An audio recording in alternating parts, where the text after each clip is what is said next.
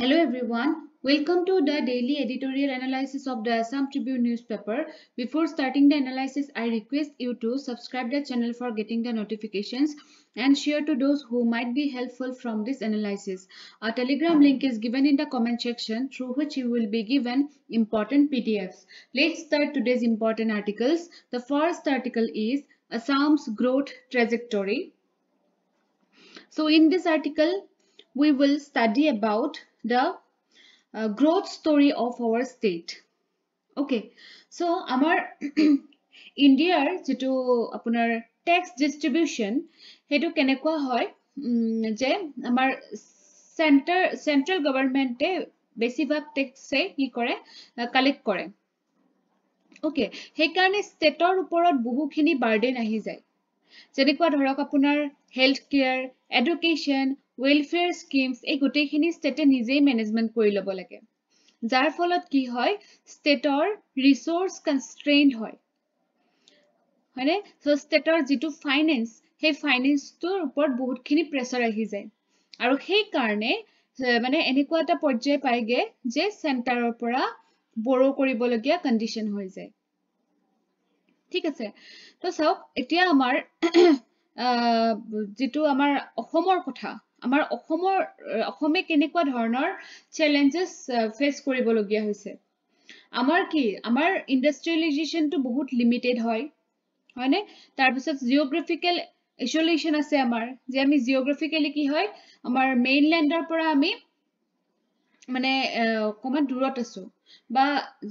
যিখিনি অকমান জাগাৰেহে আমি কানেক্টেড হৈ আছো গতিকে জিওগ্ৰাফিক্যালি অকমান আমি মানে নেগলেক্টেড বুলিও কলে ভুল নহয় একচুয়ালি ওকে সো তাৰ পিছত হৈছে আমাৰ যে ধৰক ডিপেন্ড কৰিব পৰা বহুত ডাঙৰ ইন্ডাষ্ট্ৰি আছে হেতু নহয় আমাৰ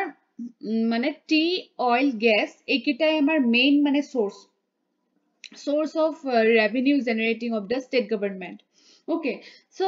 হেইখিনিৰে মানে গোটেই state খন চলিবলে অকমান problem হৈ যায় মানে ধৰক কি হেইকিটাৰ ওপৰত ডিপেন্ড কৰিয়ে আমাৰ কি কৰিব লাগিব গোটেইখিনি মেনেজ কৰিব লাগিব হয়নে ইমান সহজ কথা নহয় হেইকাৰণে কি কৰিব লগা হৈ যায় বৰো কৰিব লগিয়া হৈ যায় কাৰণ ডেভেলপটো কৰিব লাগিব যে অকল নিডখিনিয়ে ফুলফিল কৰি আছো হেতু হলেতো আমাৰ ষ্টেটখন পিছ পৰি যাব হয়নে নহয় গতিকে ডেভেলপমেন্টাল ওয়াৰ্কছৰ কাৰণে সেই বৰো কৰিবলগীয়া কণ্ডিশ্যন হৈ গৈছে আমি যে কৈ থাকো ইমান ধাৰ হৈছে সেই ধাৰবিলাক কিহৰ কাৰণে লৈ আছে ফৰ ডেভেলপমেন্ট পাৰপাস হয়নে আমি কেৱল এটাত ক্ৰিটিসাইজ কৰিব পাৰো যে ডেভেলপমেন্ট বিলাক এনেকুৱা হ'ব নালাগে যে এনভায়ৰনমেন্টক আমাৰ হেই কৰিব নালাগে হয়নে সেই ইকোনমিক আৰু এনভায়ৰনমেন্ট সেই বস্তুটো আমাৰ বেলেন্সড হৈ থাকিব লাগে আমি মানে ইকোনমিক আৰু এনভায়ৰনমেন্টৰ সেই বস্তুটো আমি যেতিয়া ডেভেলপমেন্টৰ কথা আহিব এইটো আৰ্টিকেলত এই বিষয়ে নাই মেনশন মই জাস্ট মানে এটা ফৰ মানে আপোনালোকৰ যাতে মাইন্ডত স্ট্ৰাইক কৰে যেতিয়া আপোনালোকে কথাবিলাক ভাবিব নহয় এনেকুৱা বস্তুবিলাক আপোনালোকে থিংক কৰিব ষ্টাৰ্ট কৰক এতিয়াৰ পৰাই যে আচ্ছা ডেভেলপমেন্টৰ কথা আহিছে গতিকে ইয়াতে আমি এনভায়ৰনমেন্টটো মানে এনভায়ৰনমেন্ট সাইডটো আমি পুট কৰিব পাৰো হয়নে অকমান ফালৰি কাটিলো মই আৰ্টিকেলটোত কিন্তু মানে মই কিয় কৈছো আপোনালোকে নিশ্চয় বুজি পাইছে okay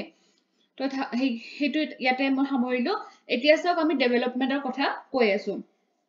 So borrowing enables Assam to bridge this gap. So insufficient যেহেতু revenue হৈছে গতিকে আমাৰ borrow কৰিবলগীয়া হৈছে যাতে সেই গ্যাপটো যেটো আমাৰ infrastructural gap হৈ আছে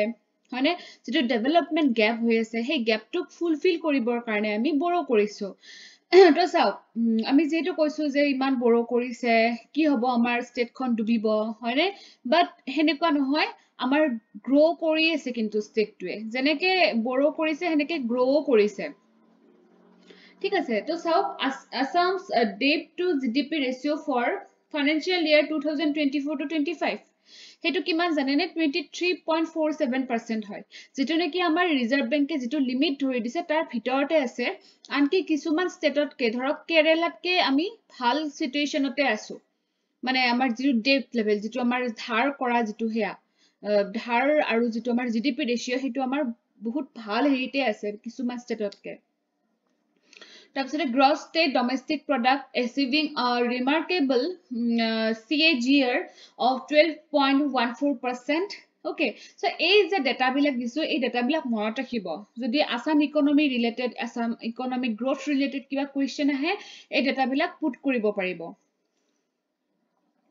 Okay, তাৰপিছত আছে আপোনাৰ ফাইনান্সিয়েল ইয়াৰ 2023 পৰা 24 ভিতৰত ষ্টেটে কি ৰেকৰ্ড কৰিছে impressive year on year growth of 15.63% growth মানে হৈছে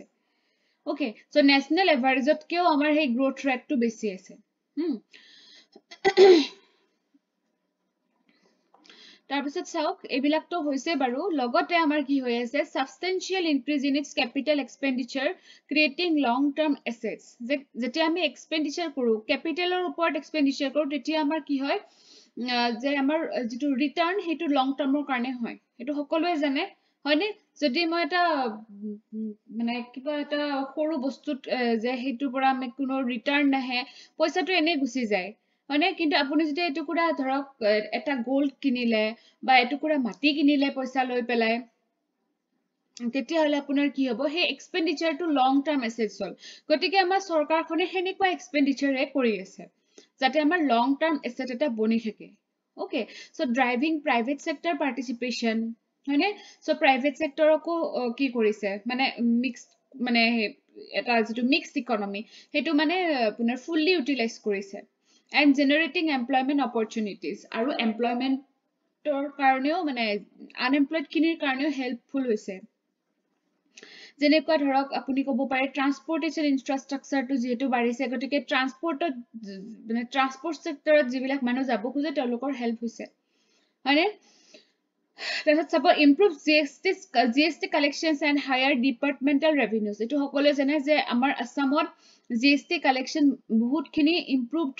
হৈছে মানে বহুতখিনিয়ে উঠিছে মানে জিএসটি হেতু আমাৰ ষ্টেট ৰেভিনিউ ডিপাৰ্টমেণ্টক ষ্ট্ৰং কৰি নিছে তাৰ পাছতে আপোনাৰ সেমিকন্ডাক্টৰ ম্যানুফ্যাকচাৰিং সেক্টৰ এটো সকলোৱে জানে ন সেমিকন্ডাক্টৰ আপোনাৰ যেটো আপোনাৰ হেয়া হ'ব গৈ আছে তাতে আপোনাৰ বহুত লোকেল পিপলৰ হেল্প হ'ব লগতে ষ্টেট খনৰো বহুতখিনি হেল্প হৈ যাব Assam will host the Advantage Assam Conclave এটো নিশ্চয় মানে আপোনাৰ এটা আৰ্টিকেল আহিব লাগে সোনকালে আহিব এডিটৰিয়েল পেজত যেতিয়া ভালকে পঢ়িম হলেও ইয়াতেও অকমান ইম্পৰ্টেন্ট কথা দিছে যে আমাৰ যেটো এডভান্টেজ আসাম হে এডভান্টেজ আসামটোই কি কৰি আছে যে it wants to showcase Assam's unique strengths and untapped potential that would emphasize the state strategic location as the gateway to Southeast Asia যে Southeast Asia যেহেতু আমি মানে একেবাৰে গেটওয়েতে আছো গতিকে আমি আমাক গ্লোবালি মানে চিনাকি কৰাব লাগিব আমি নিজৰ ষ্টেট খনক গতিকে সেই কাৰণে কি যে থ্ৰু এডভান্টেজ আসাম আমি এটো দেখাব বিচাৰিছো ওকে যে যেনেকুৱা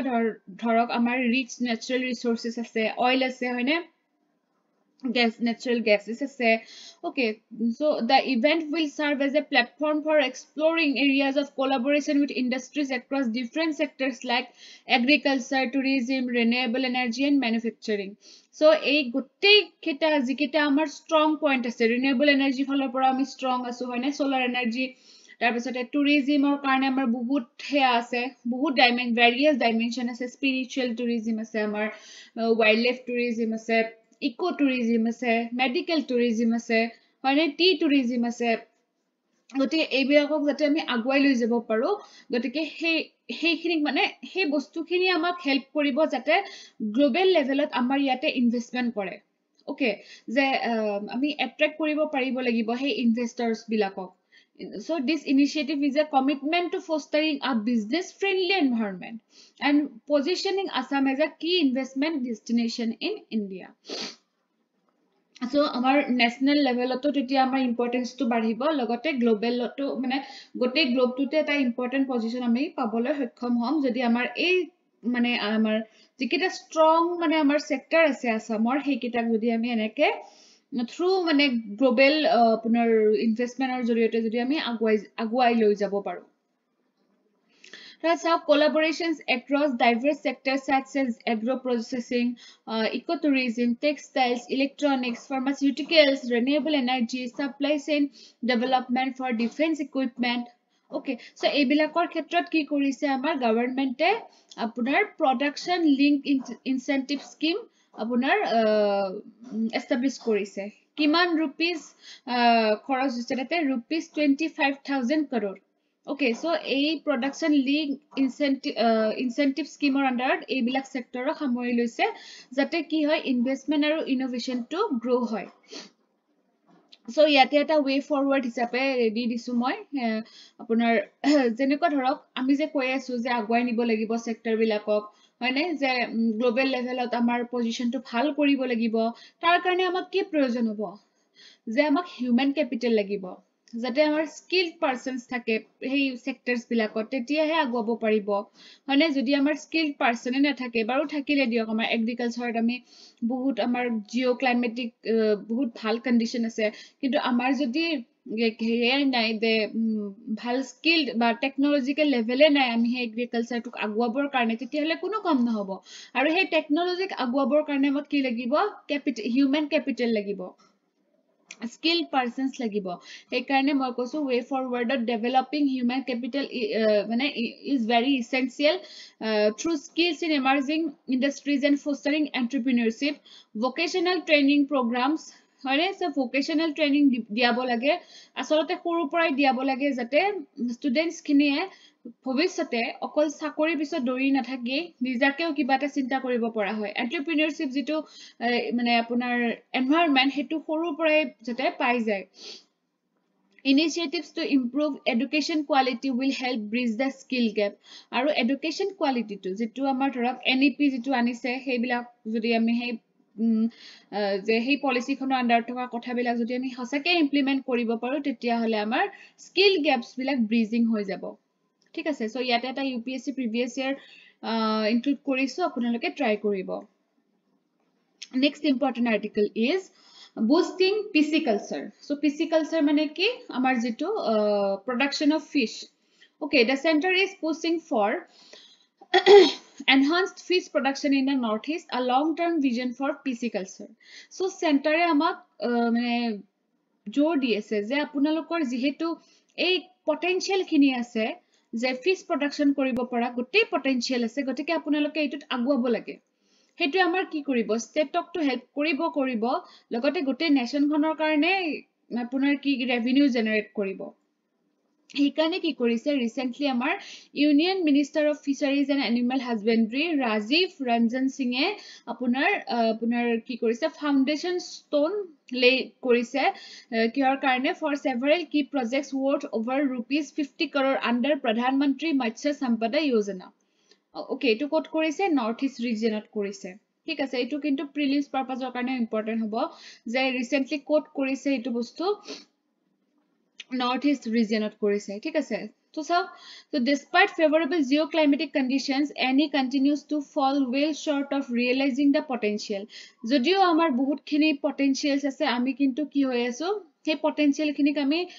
মানে কামত লগাব পৰা নাই so